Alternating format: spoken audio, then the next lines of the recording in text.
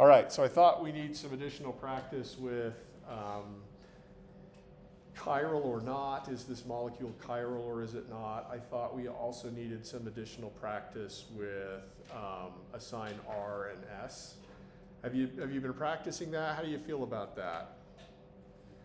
What's challenging about assigning stereochemical configuration R versus S is that because there are only two options, I guess there's three. It could be R or S, or that's not a stereocenter. But the challenge is that you can get the answer right because you got a 50-50 shot even if you don't know anything. You can get the right answer for the wrong reason. And if you develop a wrong process, that's eventually going to come back and get you. So I thought it would be good to, let's see, do a couple more. That's not the right one. Let's go there. There we go. Oh, exam one key. Do you want me to open that up for everybody? Yes. No. Not so fast.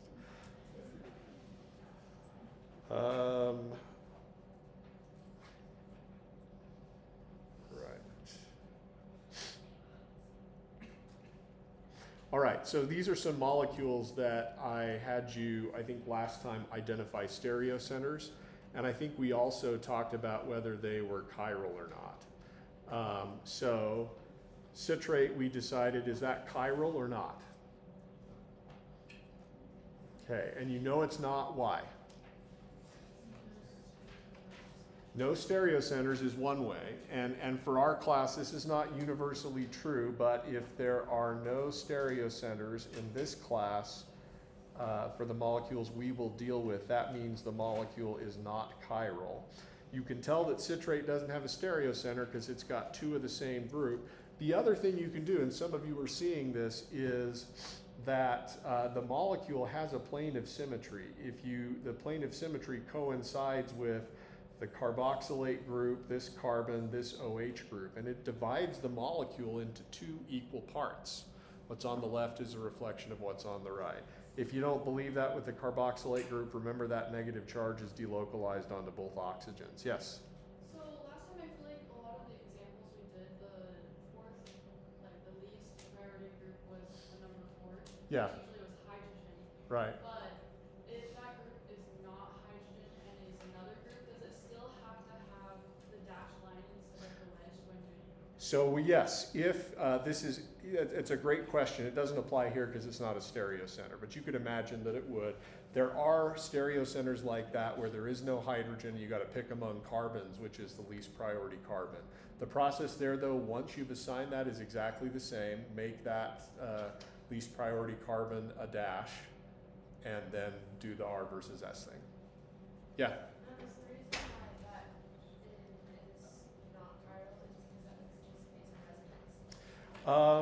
Actually, is the reason that it's not chiral because that participates in resonance? No. This group here on my left is identical to this group here on the right. So that means it's not a stereocenter.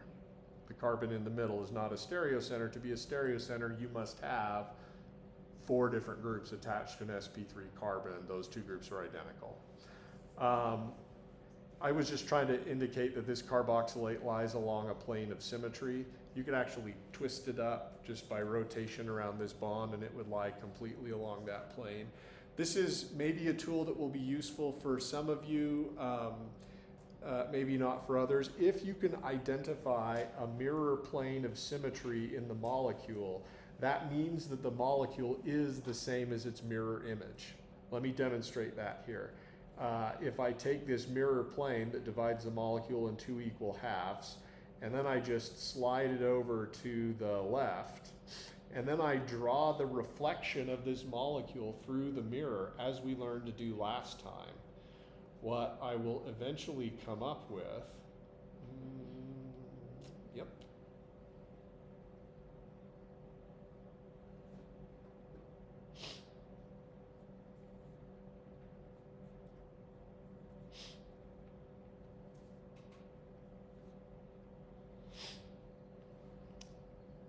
and I slide it right over, do you see how it's exactly the same thing everywhere? If you can find a mirror plane of symmetry in the molecule, that is another indication that the molecule is not chiral. So 2 tools here. One, look for stereocenters. This one is not a stereocenter. Therefore, the molecule is not chiral. But if you missed that, draw the mirror image, and if it's the same thing, it's also not chiral. Okay? I want to look at this one over here. Is this carbon a stereocenter? Yep, 4 different things. Good. So let's highlight that, just indicate that it's a stereocenter. Let's draw in the hydrogen that's implied but not shown. Now let's assign priority. Who's 4? Hydrogen. Okay, the other 3 atoms are oxygen, carbon, and carbon. So who's number 1? Oxygen. Good. Among the remaining carbons, what's this one bonded to? Yep, 3 oxygens and a carbon. This one's got 1 oxygen, 2 carbons, and a hydrogen.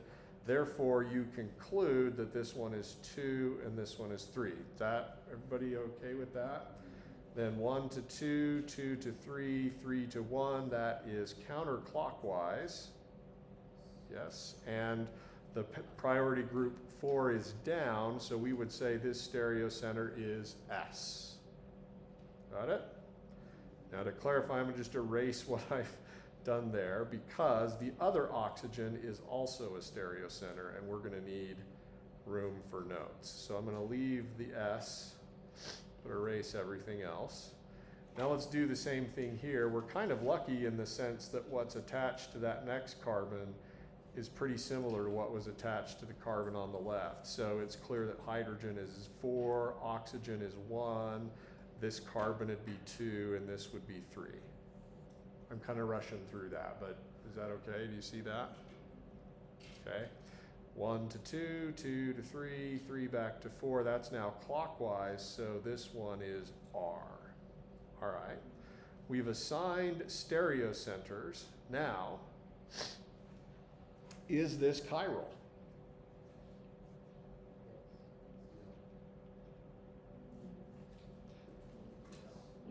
Some of you are concerned.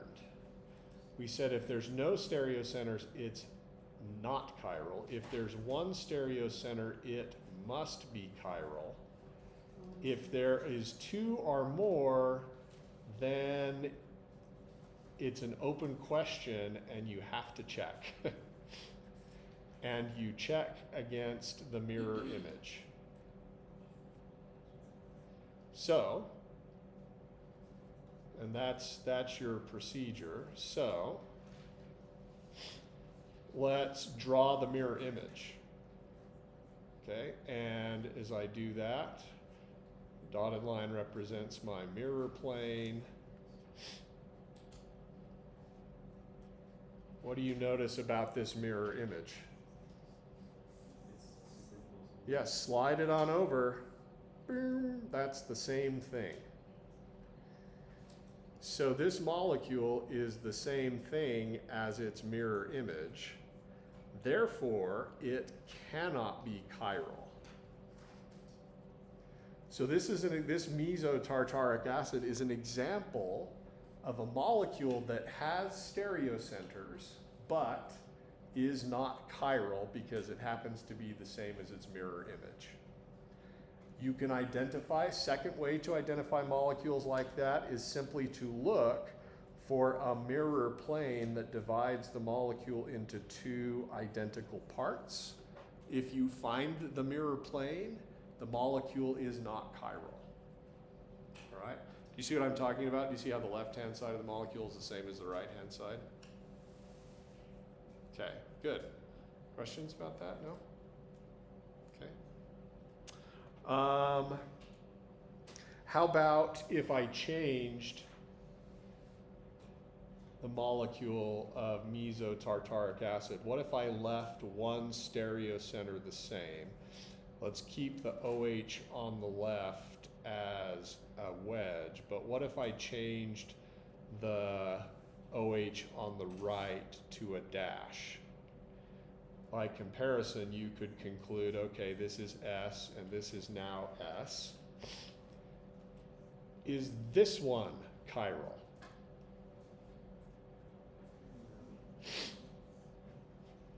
Kind of, yeah, I don't know what to do with that. Do you find a mirror plane? Is there a mirror plane in this molecule? This isn't one anymore. Why is that not a mirror plane anymore? Because one's a wedge on the right, left and one's a dash on the right. So there's no longer a mirror plane. You could do, if we wanted to, let me just zoom in a little bit more, you could try to compare it to its mirror image. We could draw the mirror image here.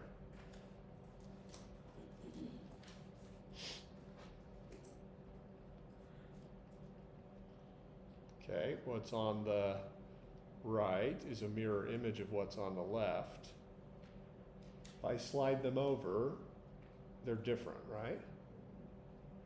So I want to check and see if maybe it's just I need to pancake flip things. So let's take this molecule and slide our spatula underneath it and flip it over to the left. What does it look like when I flip it over to the left? It actually, interestingly, looks just like this again. This is a molecule that has what we call C2 symmetry, but that's the same as pancake flip symmetry. You flip this molecule over and it looks exactly the same, and you keep doing it forever and ever, and it looks exactly the same. So those two are different. They are different. They are mirror images of each other, but are different. That means this one is chiral. That means this one is chiral. What does that mean for the relationship between these two mirror images?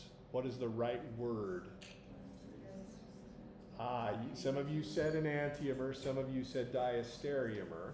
It's clear they're stereoisomers. Remember, enantiomers, remember that anti part of enantiomer? Anti is like you standing in front of the mirror. It means opposite or mirror in Greek. So enantiomers are mirror images that are not the same thing. Okay, so these two mirror images, which we've concluded are not the same thing, are enantiomers. Now we've identified stereocenters. These two are stereocenters, so are these. If you know that two things are enantiomers, and you've already assigned the stereochemical configuration for one of them, doing the other one is easy.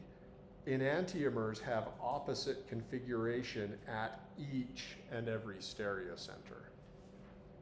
So that's kind of cool. All right, questions about that relationship between these two? How do you know those two are enantiomers? Each and every stereocenter changes, yes. And they must also be mirror images of each other. But they can't be the same thing. Yeah? Yeah, actually I can show you that. So if enantiomers are mirror images that are not the same thing, diastereomers are stereoisomers that are not enantiomers, or rather that they are not mirror images, okay? So compare mesotartaric acid with SS tartaric acid. Are they isomers of each other? Do they have the same molecular formula? Do they have the same connectivity?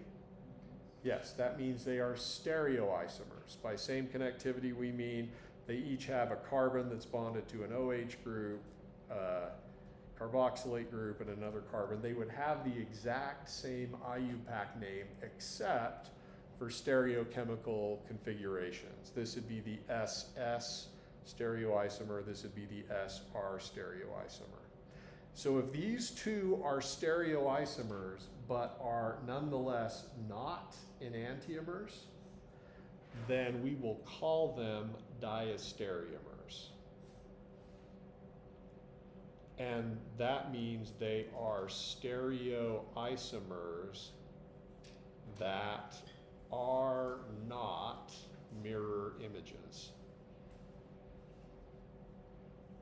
So basically you need to think of diastereomer as a catch-all for every kind of stereoisomer that's not in an enantiomer.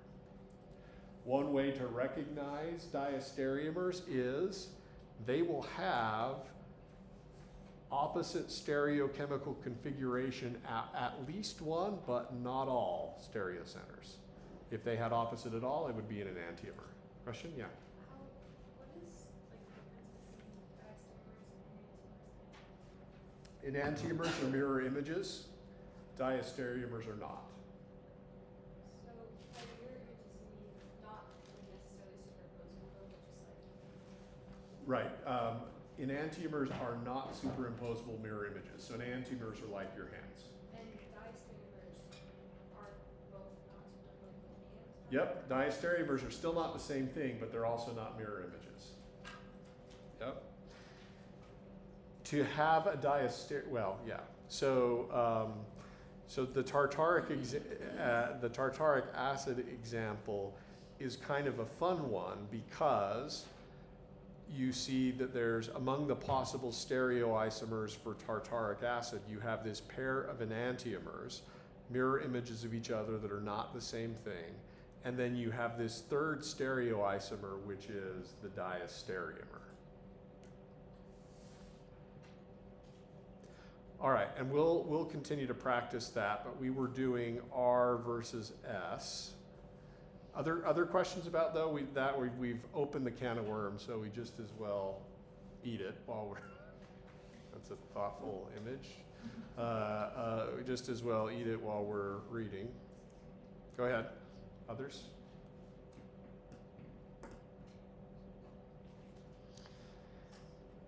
All right. How about?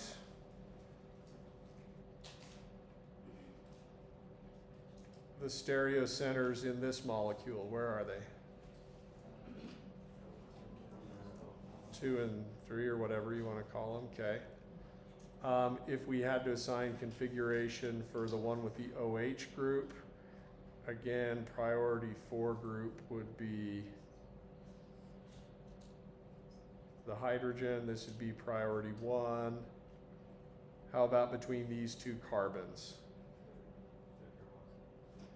Okay, so you can almost do it in your head. If you can't, that's fine. Just write it out. This carbon is bonded to 3 oxygens and 1 carbon. This one is bonded to 3 other carbons and 1 hydrogen. Oxygen beats carbon. This one becomes 3. This one becomes 2. I did that totally wrong, didn't I? This one is 2. This one is 3. So 1 to 2, 2 to 3. 3 back to 1, that is clockwise, and the priority 4 group is down, so that's R. Okay. Any controversy over that one? All right, good. So,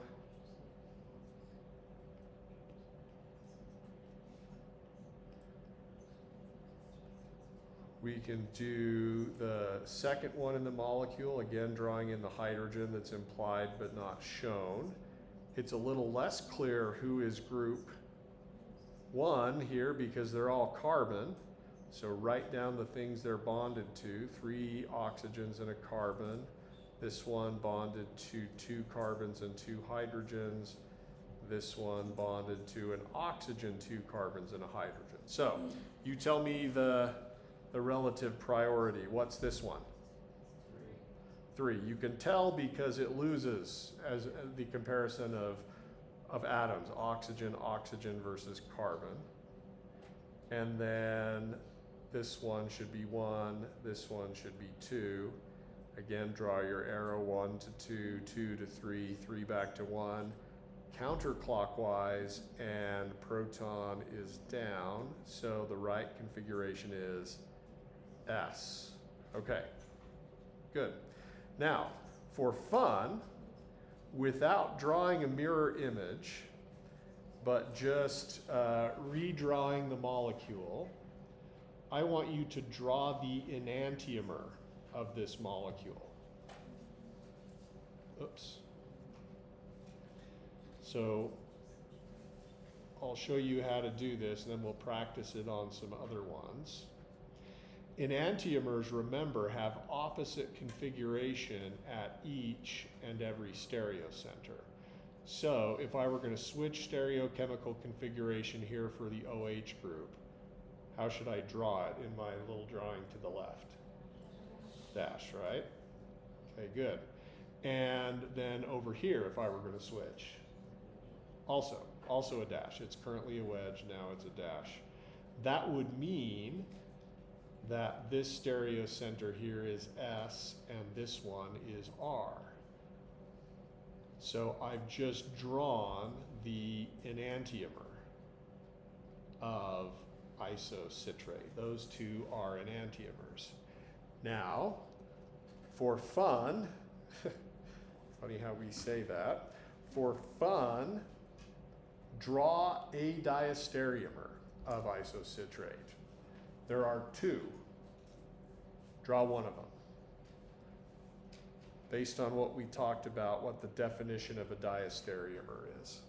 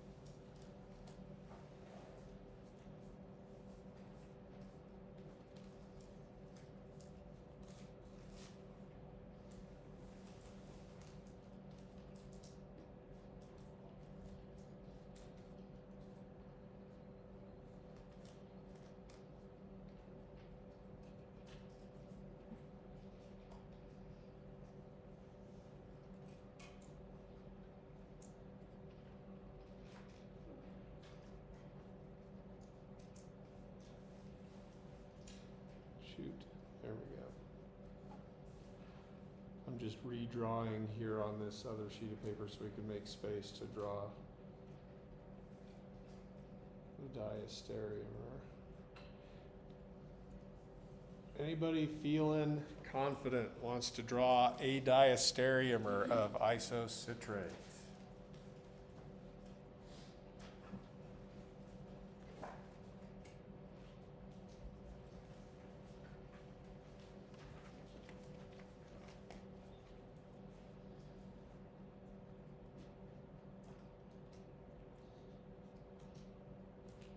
And you can change, if you don't want to draw it in pink, yeah, you can change to whatever.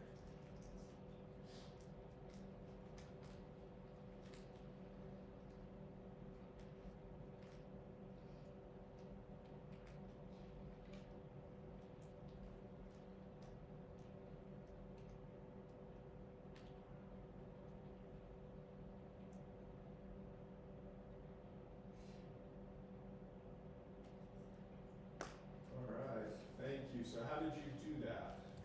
Well, enantiomers, both of their chiral centers are swapped, or not chiral centers. Both the wedges here Yeah, are switched to dashes here. yeah. So diastereomers, if you switch only one of them in a dash or a wedge, so the other one would be if this one was a dash. Thank you. and Very that was a good. wedge. Yeah. So the point is that if you want to make a diastereomer, you can change one, but not all.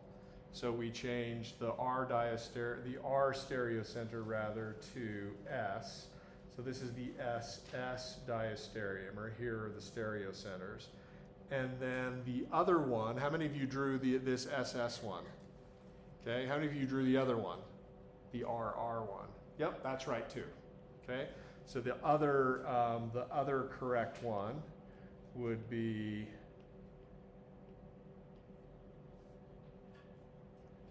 replace this with a wedge. Okay. So let's explore, oops, that's not what I wanted. There we go. What's the relationship? We've already said these two are enantiomers. We've already said that these two are diastereomers. What's this relationship between these two at the bottom? Enantiomers. How can you tell? Chiral centers are spaces. Opposite at both centers, right? So these two are enantiomers. These two are diastereomers. What about the crossways relationships? What's the relationship between this one and this one? Diastereomer, same that way. Okay? Starting to see how to do this a little bit? Okay. Take a minute and assign the configuration of the stereocenters in proline.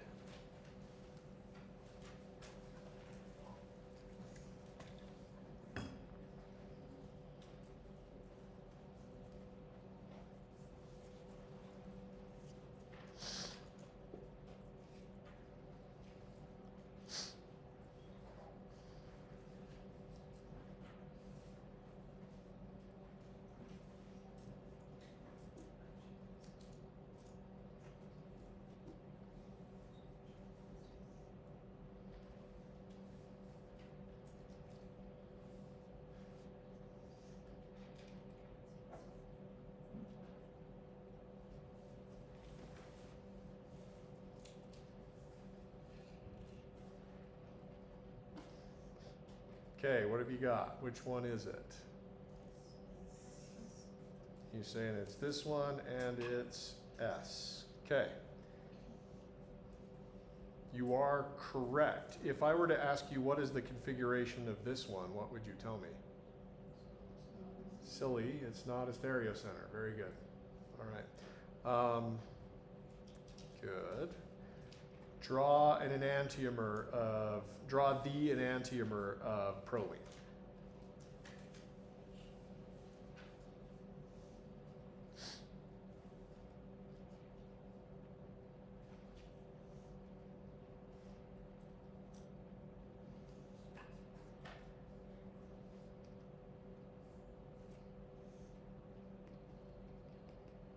Two ways to do it.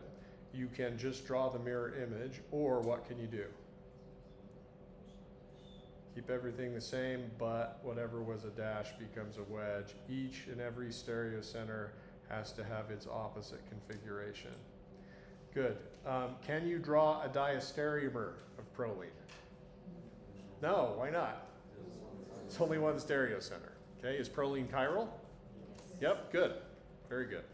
Now, if you want some sort of super advanced level, assign R versus S, the carbohydrate here is one of those. It would take us, I mean, it's not so bad, but once you get down here for some of these stereocenters, there's a lot of tie breaking that you have to do. So I put it here as an example. If you want to assign, we won't do this today, but if you want some extra practice on R versus S, I'll put that in the key. You can see the answers. We won't really slow down for glyceraldehyde 3-phosphate other than I want you to look at it real quick and tell me, is it chiral? Okay. Does it have an enantiomer? If it's chiral, it has to. Does it have a diastereomer? No, just one stereocenter can't have a diastereomer. Good, yes? So for it to be chiral, it has to have an enantiomer. Yes, chiral molecules by definition, because they're not the same as their mirror images, have to have enantiomers. Yeah. For like cyclical like carbohydrates, could you explain how to like identify which R groups are different on certain lines? Yeah. We can do this. Let's start.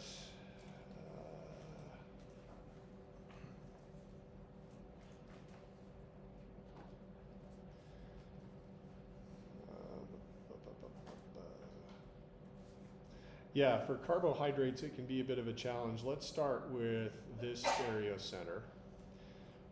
It's pretty clear just looking at it that the priority 4 group is the hydrogen and the priority 1 group is the oxygen, right? But it's difficult to tell between the 2 carbons. Yeah. And then not only just like S or R, but whether it's a stereoized or stereocenter or not. Okay, yeah, ultimately determining that 2 things are different also is in some ways the same thing as S versus R. So if you look at these 2 groups, you may be looking at the one on the right and saying, okay, that carbon's bonded to an oxygen, 2 carbons and a hydrogen, so is that one. So far, they look like they're the same. However, in order to be truly the same, they must be the same all the way out. So what you do then, if you can't find a difference, is you just go out to the next atom and you start looking. This is a carbon, this is also a carbon. And you look for a difference. And this is a carbon that's bonded 2 times to oxygen and 1 time to carbon and 1 time to hydrogen. And there's our first difference. This one's only bonded once to oxygen, 2 times to carbon and once to hydrogen. So if at an earlier stage it's still a tie, we just move out 1. And in this case, comparing oxygen to oxygen, then oxygen to carbon, we have a winner. This is group 2, this is group 3. 1 to 2, 2 to 3, 3 back to 1, counterclockwise, S. And then for the R groups, if they can be the same, it has to be the exact same in the same order as well. Just That's right. For the groups on either side to be exactly the same. Yep. circle, it would eventually have the same composition.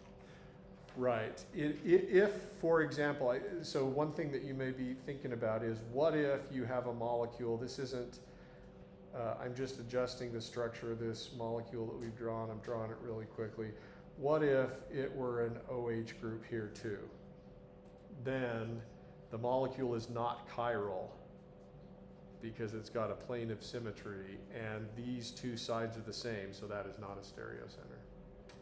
Okay.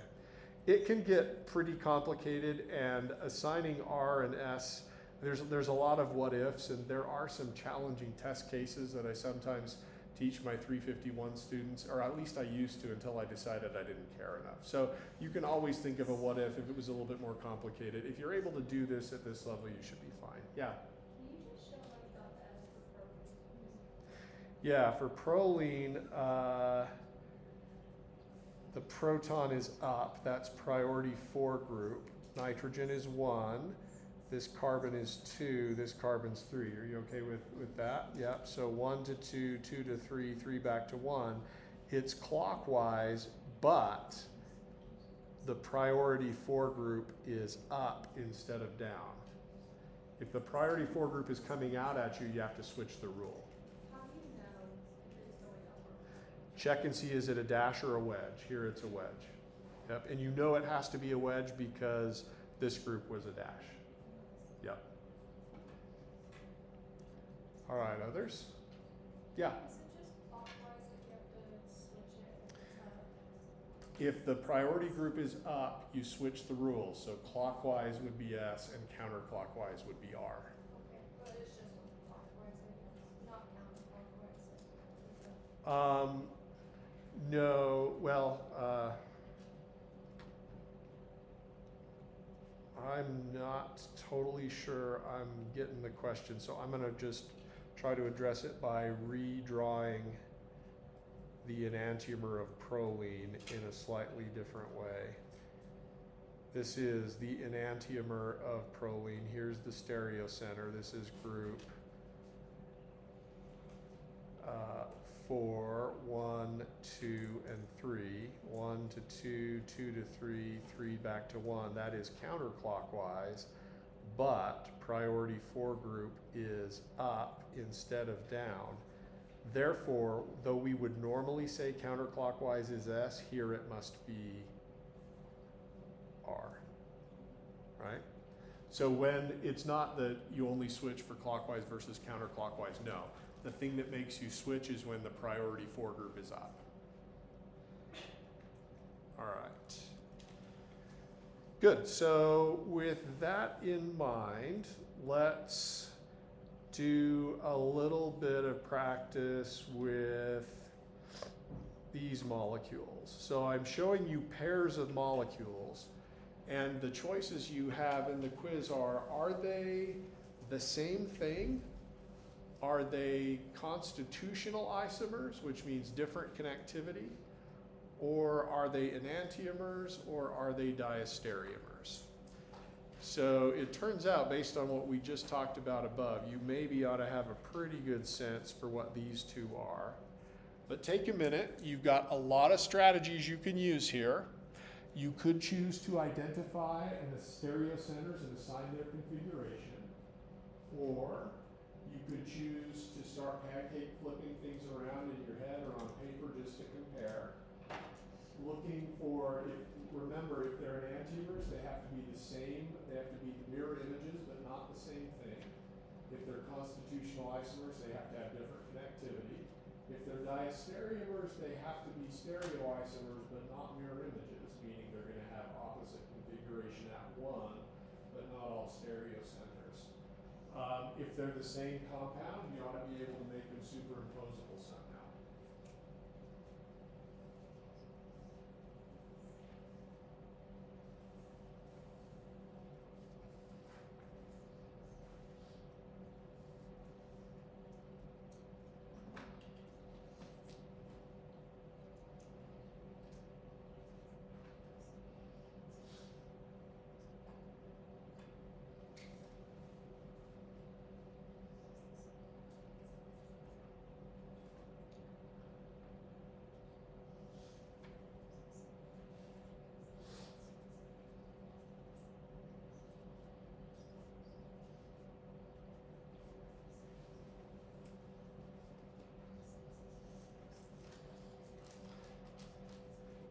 Okay, have you tentatively drawn a conclusion?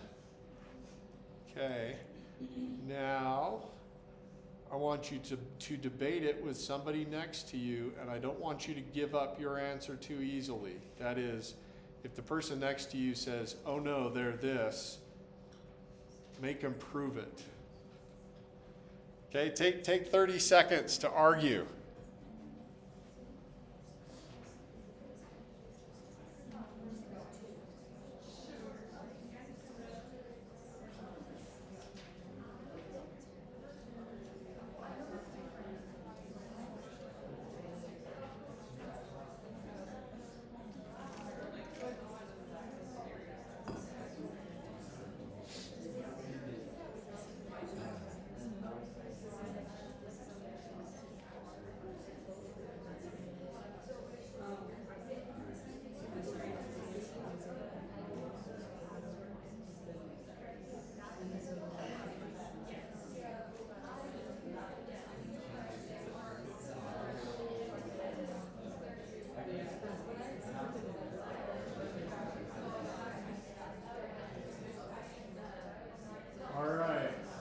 Did anybody change their mind during this discussion? Anybody change your mind? Raise your hand if you had an answer and you came up with something different. You were all just right, or you're all wrong together. I'm interested to see how this turns out. Well, what do you think? Who wants to commit? Somebody tell me, what do you think? Yes. Is it this? Say it. I'm sorry, did you say, is it the same molecule, or did you? Okay, let's say it confidently. It is the same. You are correct. It is the same molecule. Now, there was another alternative that some of you might have been persuaded by. What is that? What is the other alternative that looks potentially tempting here? Enantiomers. Tell me why that enantiomer conclusion is so tempting here. Yeah, because you've got two stereocenters, and it looks, for all the world, like they've switched configuration. So this is a stereo center, this is a stereo center. That's a stereo, that's a stereo center. If we assigned R versus S, up on top we would get R and S, and at the bottom we would get S and R. Looks like enantiomers, but what's the trick? They both have the same plane of symmetry. And if you do the pancake flip, the one on the bottom immediately becomes the same as the one on the top.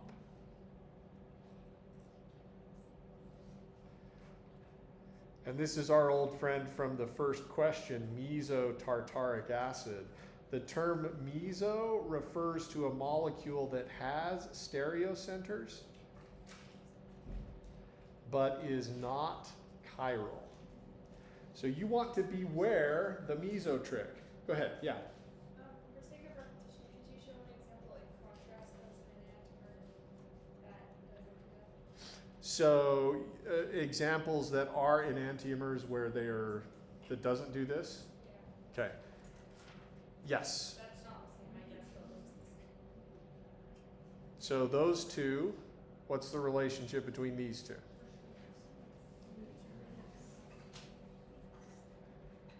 One stereocenter, opposite configuration.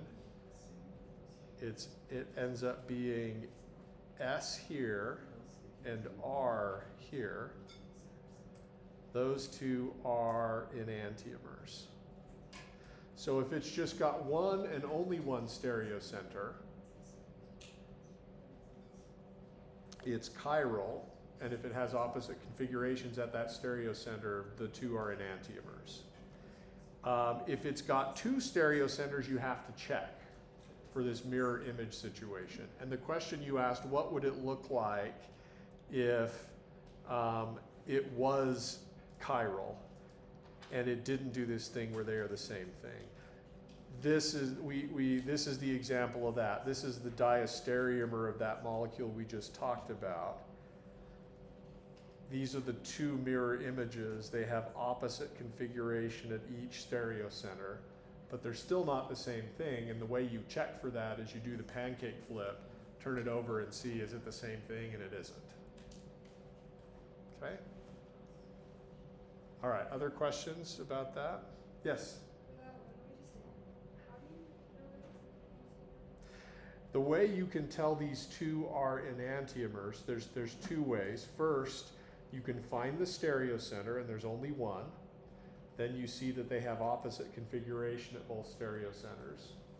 And if that's true, if they're stereoisomers, they only have one stereocenter and they're opposite configuration at that stereocenter, then they have to be enantiomers. The other way is just to convince yourself that they're mirror images of each other. You could see that if you do the pancake flip of the one on the bottom to the right. That would change it to look like this. And then I move this up here, and lo and behold, it's the mirror image. So does a diastereomer have to have two stereocenters? In order for there to be a diastereomer in a does a diastereomer have to have two stereocenters? No. Because for me, like, I thought that was a diastereomer because you only flip one, right? There was only one, two. That's right. So enantiomers have opposite at all stereocenters. Diastereomers have opposite at least one, but not all. So if there's only one, two flip, then Has to be an enantiomer, yes.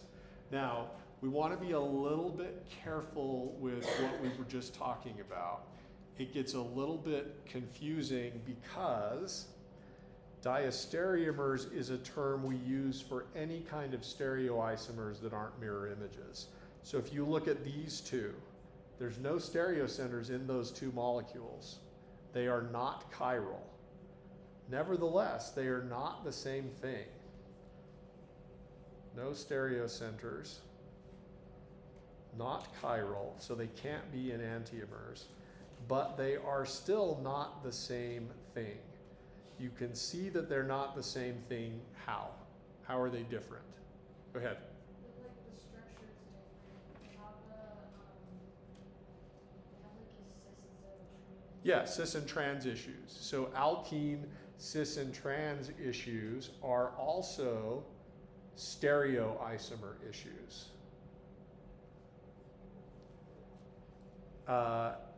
Now, we only have two kinds of stereoisomers. Stereoisomers are either enantiomers or they're diastereomers. These two cannot be enantiomers because they're not mirror images of each other and they're not chiral. Therefore, the only correct conclusion is that they have to be diastereomers. A diastereomer is any kind of stereoisomer that's not an enantiomer.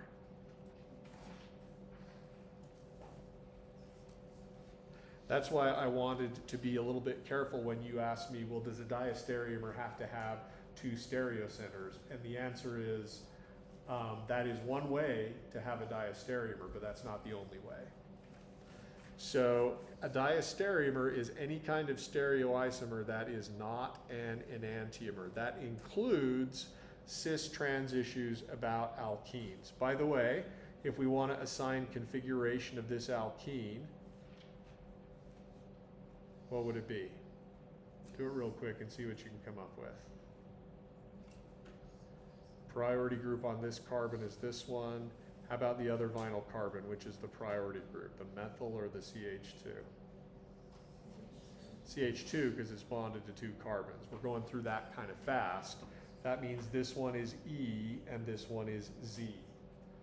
So in general, issues of E versus Z, always, always, always diastereomers. Yes? So if you're looking at the second example Yeah. with the chair model, Yep. like that OH at the alcohol at the top left is rotated, but Yep. the chair itself like, isn't rotated. Like Yeah. I know you're talking about rotation in the chair model, but yeah, the hydrogen's coming up on the So that doesn't have cis and trans involved, does it? Because there's no double bonds. There's no double bonds in this molecule. Even though for this one here, you're asking sort of, how do I do this? When you're looking at something that's a chair and you want to see, are they enantiomers, diastereomers, or are they different molecules entirely? Look for the stereocenters and see whether they're all the same or are they different. So this stereocenter is the same. This one is the same. This one is the same. In this one, the OH is pointing down equatorial. In this one, the OH is pointing up axial. So that's a switch. Down equatorial to up axial is the same thing as dash to wedge in our overhead view of a molecule. And then the last stereocenter is the same. So, does that help you? What does that lead you to conclude here? Diastereomers, different at one, but not all. Good. Okay. Lastly, how about that one? That one's easier, right? You can go and compare that they've got the same molecular formula, but different connectivity. You can tell that they're constitutional isomers because they would have, despite having the same molecular formula, they would have a different IUPAC name. What's the correct suffix for the aldehyde? Al, Al, al. And the suffix for the ketone? On, right? So we're gonna have a different suffix, different different connectivity, they're constitutional isomers. Okay, so let's pause there. We still have some time to practice some more examples, which I can just make up on the spot. But the other thing I want to do is now give you a sense for so what. And the issue of enantiomers and diastereomers is really, really, really important in biology and has a dramatic impact on therapeutic drugs or medicines. And so I want to spend some time talking about the impact of stereochemistry on medicine, because those of you that hope to be administering medications to patients someday should have some basic understanding of what's going on with stereochemistry.